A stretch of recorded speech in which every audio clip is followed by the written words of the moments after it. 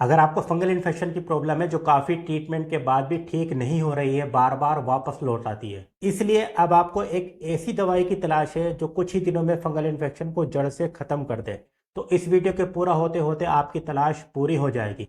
इस वीडियो में जो आपको दवाएं बताई जाएंगी वो किसी भी तरह के फंगल इन्फेक्शन को, चाहे कितना ही पुराना क्यों नहीं हो, ठीक कर देती हैं। ये दवाएं पूरी तरह से सेफ हैं, कॉस्ट इफेक्टिव हैं और आपके आसपास ही आसानी से मिल जाएंगी।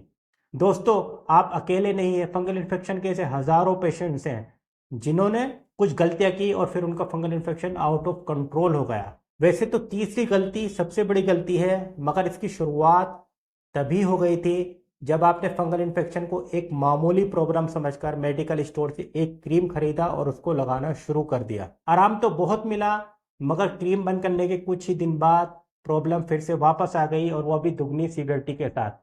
अब दूसरी बात, इस सोच के साथ कि फंगल इन्फेक्शन को जड़ से खत्म करना, उसी क्रीम को या उसके जैसे किसी दूसरे क्रीम को लंबे टाइम तक के लिए लगाया गया।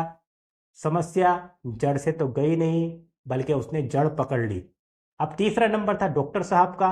उन्होंने लगाने के साथ साथ कुछ खाने की दवाइयाँ भी दी। शायद सही ट्रीटमेंट दिया गया था, मगर जिन लोगों को सही ट्रीटमेंट मिला उन्होंने भी ट्रीटमेंट को पूरा नहीं किया, आराम होने पर बीच में ही बंद कर दिया। इस बार जो फंगस लौटा वो टेकीफाइलेक्सिस के साथ। टेकीफाइलेक्सिस मीन्स फंगस ने अपने चारों तरफ एक सुरक्षा कवच बना लिया है। अब इस सुरक्षा कवच में कोई दवाई एंटर ही नहीं करती। जरा सोचिए, जब कोई दवाई एंटर ही नहीं करेगी तो आराम कैसे होगा। तो इस वीडियो में मैं जो ट्रीटमेंट आपको बताने जा रहा हूँ वो इस टेकीफाइलेक्सिस को पूरी तरह से ब्रेक कर देता है, और अगर टेकीफाइलेक्सिस डेवलप नहीं हुआ है तो उसको डेवलप होने से रोकता है। वीडियो के इस पार्ट को थोड़ा ध्यान से सुनिएगा, क्योंकि आपको टाइप स्पेसिफिक ट्रीटमेंट बताया जाएगा, यानी जैसे आपका फंगल इन्फेक्शन वैसा ही आपका ट्रीटमेंट। दोस्तों, घबराइए नहीं। अगले 1 से 1.5 मिनट में आप अपने फंगल इन्फेक्शन की टाइप को खुद ही पहचान जाएंगे। ये वो टाइप नहीं है जो एक मेडिकल स्टूडेंट को पढ़ाई जाती है, बल्कि ये वो टाइप्स है जिनकी बेसिस पे हम अपने ट्रीटमेंट को एग्जीक्यूट करते हैं और अपने पेशेंट को फंगल इन्फेक्शन की प्रिवेंशन, यानी फंगल इन्फेक्शन को दोबारा होने से बचने के उपाय बताते हैं। तो पहली टाइप है जो बॉडी के प्लेन सरफेस एरिया पे होती है, यानी चेस्ट पर, बैक पर, हाथ या पैर के किसी सरफेस एरिया पर या चेहरे पर।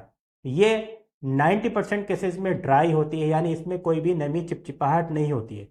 दूसरी वो टाइप जो उंगलियों के बीच में होती है, और ज़्यादातर ये पैरों की उंगलियों के बीच में होती है। ये ऑलमोस्ट 100% केसेस में वेट होती है, यानी इसमें नमी और चिपचिपाहट होती है।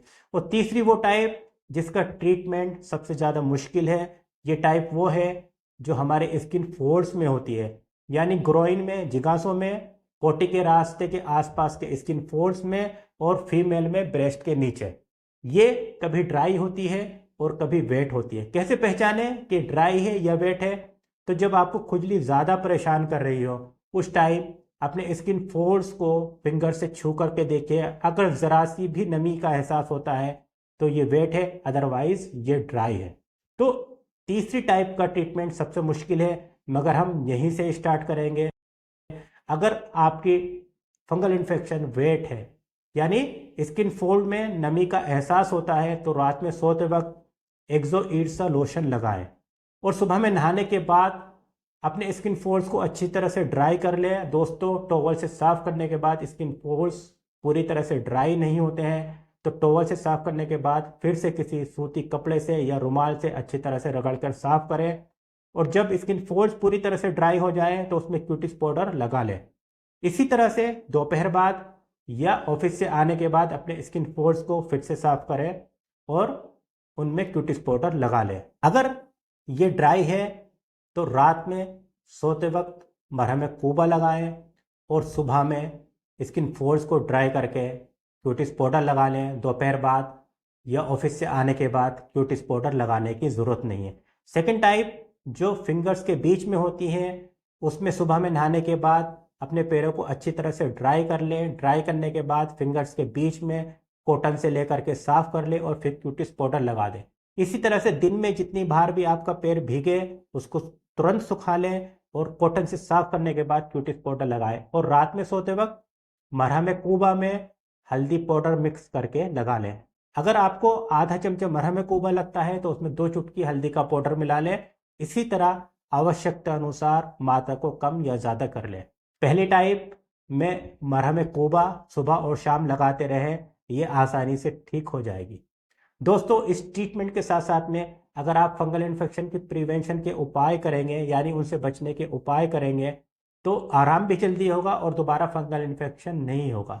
तो उसमें पहला और सबसे ज़रूरी उपाय है कि नहाते वक्त साबुन का इस्तेमाल बंद नहीं करें। अक्सर लोग इस डर से कि खुजली बढ़ जाएगी साबुन का इस्तेमाल बंद कर देते हैं, मगर दोस्तों साबुन एक बहुत ही अच्छा एंटी फंगल एजेंट है। तो नहाते वक्त फंगस वाली जगह पर कम से कम 2 बार साबुन लगाएं और अच्छी तरह से रगड़ करके साफ करें। दूसरा उपाय ये है कि आपके जितने भी कपड़े हैं, ऑफिस जाने के कपड़े या घर में पहनने के कपड़े और अंडर गारमेंट्स, सभी रोज़ाना धुले हुए और उनमें अंदर से प्रेस करके पहने। बाहर से तो आप प्रेस करते ही हैं, एक बार अंदर से भी प्रेस कर लें। दोस्तों, हमारी दवाओं से बॉडी का फंगस मर जाता है मगर कपड़ों का फंगस नहीं पड़ता।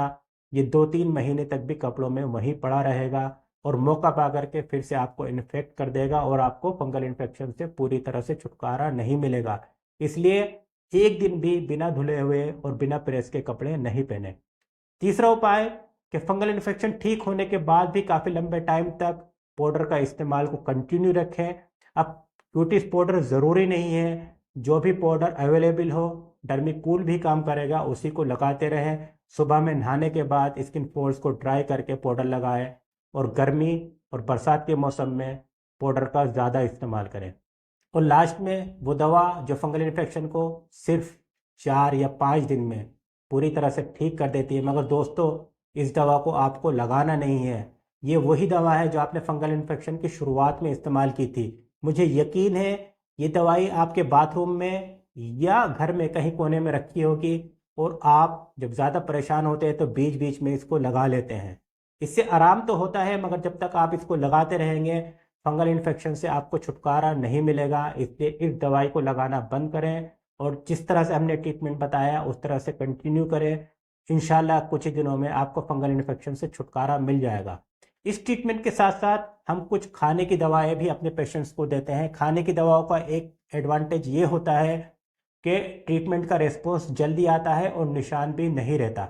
अगर आपको खाने की दवाएं भी समझना है तो मुझे कमेंट में यस लिखिए। इंशाल्लाह मैं अगली वीडियो में आपको खाने की दवाएं एक्सप्लेन कर दूंगा। Good luck.